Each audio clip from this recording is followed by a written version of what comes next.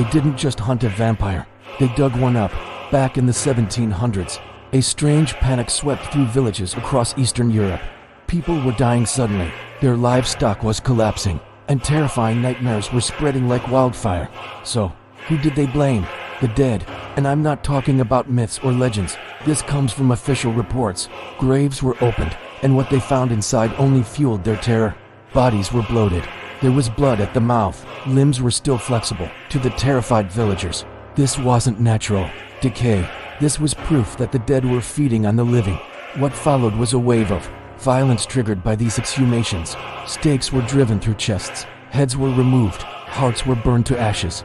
Large crowds would gather to watch, their collective fear giving them permission to commit these horrific acts. But here's the real horror of the story.